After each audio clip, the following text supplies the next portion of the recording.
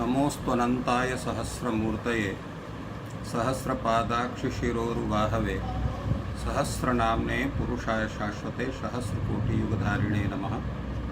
वेदान्तवेद्यतत्त्वाय जगत्त्रितयहेतवे प्रध्वस्ताशेषदोषाय परस्मै ब्रह्मणे नमः। शास्त्र चर्चा इस चैनल से संबद्ध सभी विद्वद्गण, सभी जिज्ञासु छात्रवृंद, सहृदय सज्जन वृंद, आप सभी का मनुस्मृति की इस विचार परंपरा में स्वागत है। वर्तमान में हम लोग मनुस्मृति के द्वितीय अध्याय पर विचार कर रहे हैं, जिसमें आज हम लोग 166, 167, 168, 169 और 170 इन 5 श्लोकों पर हम लोग चर्चा करेंगे। कल जो विचार हुआ था वो था कि अनेक व्रतों के साथ तपस्या विशेष से विधि पूर्वक परंपरा से संपूर्ण अंगों के साथ वेद का और उसके जो रहस्य हैं, रहस्य का तात्पर्य है उपनिषद, क्योंकि उपनिषद को रहस्य विद्या कहा जाता है, तो उसके साथ संपूर्ण वेद का अध्ययन प्रत्येक द्विजाति को, विशेष करके ब्राह्मण को करना चाहिए। यहाँ पर जो कृत्स्न शब्द है, वेद कृत्स्न अधिगंतव्य में कृत्स्न शब्द ये अंग का वाचक है। तो अंग और उपांग, तो अंग जो है व्याकरण आदि ये अंग हैं और सांख्य योग आदि ये इनको उपांग शब्द से भी कहा जाता है। वेदाभ्यास की सर्वथा श्रेष्ठता मानी जाती है। वेदमेव सदाभ्यस्येत् तपस्तप्यं द्विजोत्तमः वेदाभ्यासो हि विप्रस्य तपः परम इह उच्यते। सबसे बड़ी तपस्या, जैसे एक कहा जाता है विद्यार्थी नाम अध्ययनम तपः, उसी तरह से ब्राह्मण का जो सबसे बड़ी तपस्या उसकी है निरंतर वेदाभ्यास करना। वेदमेव सदाभ्यस्तेत् तपस्तप्यं द्विजोत्तमः, सबसे बड़ा तपस्या यही है। और वो तपस्या करने वाला जो ब्राह्मण, उसको चाहिए कि सदा वेद का अभ्यास करे, क्योंकि वेद अभ्यास ही ब्राह्मण का सबसे बड़ा तपश्चर्या है। उससे उत्कृष्ट तप और कोई नहीं है। वेद अभ्यास की तप जो है प्रशंसा करते हुए मनुस्मृतिकार कहते हैं, आहैव स नखाग्रेभ्यः परमं तप्यते तपः यः सृग्व्यापि द्विजोधीते स्वाध्यायं शक्तितोऽन्यहम्।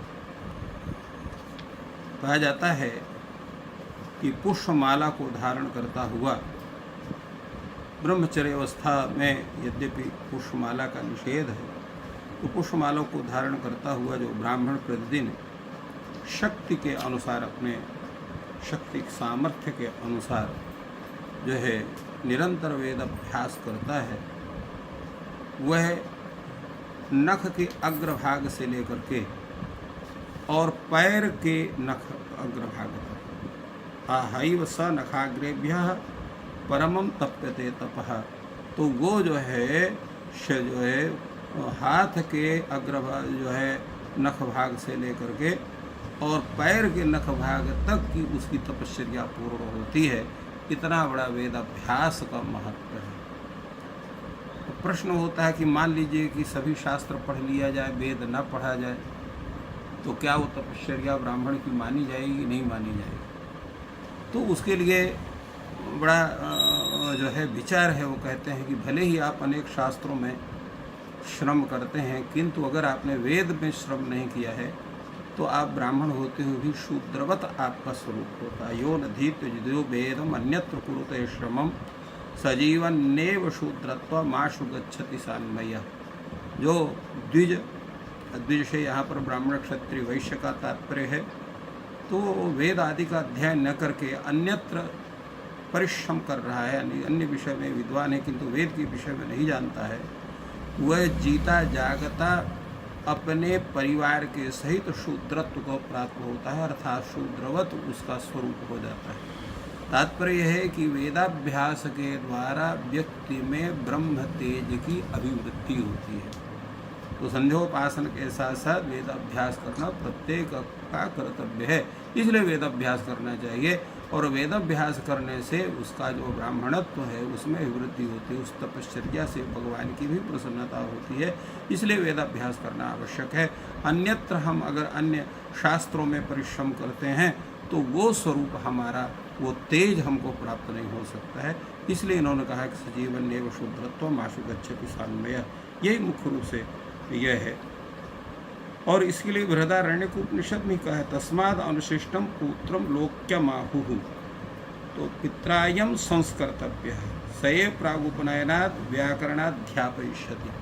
तो उसमें जो है संपूर्ण अंगों के सहित वेद का अध्ययन करने के विषय में कहा गया है। मातुरग्रेधि जनान द्वितीयम मौंजी बंधने तृतीयम यज्ञ दीक्षायाम द्विजस्य स्मृति चोदन। ब्राह्मण के 3 जन्म होते हैं।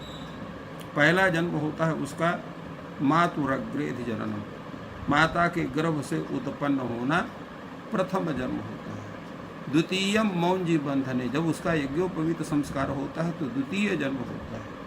और तृतीय जन्म जब होता है जब वह यज्ञ की दीक्षा स्वीकार करता है, तृतीय यज्ञ दीक्षायाम। तो इस तरह से 3 जन्म द्विजों के माने जाते हैं, ऐसा जो है शास्त्र का कथन है। तो तत्र यद ब्रह्म जन्मास्य मौजी बंधन चिन्हितम तत्रास्य माता सावित्री पिता तो आचार्य उच्यते। तो जितने जन्म होंगे उतनी माताएं भी होंगी और उतने पिता भी होंगे। तो जब पहला जन्म होता है तो जिस माँ से जन्म होता है वो माँ होती है, और जिस पिता के तेज से जन्म होता है वो पिता होता है। किंतु जब मौंजी बंधन होता है तो उस समय उसका पिता आचार्य होता है और माता सावित्री होती है। तत्र यद ब्रह्म जन्मास्य मौंजी बंधन चिन्हितम, मौंजी बंधन से चिन्हित जो यह जन्म होता है उस ब्रह्मचारी का उसकी माता सावित्री अर्थात गायत्री होती है और पिता जो है वो आचार्य होता है। तो इस तरह से ये जो है जन्म का स्वरूप और द्विजाति के लिए संपूर्ण नियमों का उल्लेख और वेदाभ्यास की अनिवार्यता के विषय में मनुस्मृति में बताया।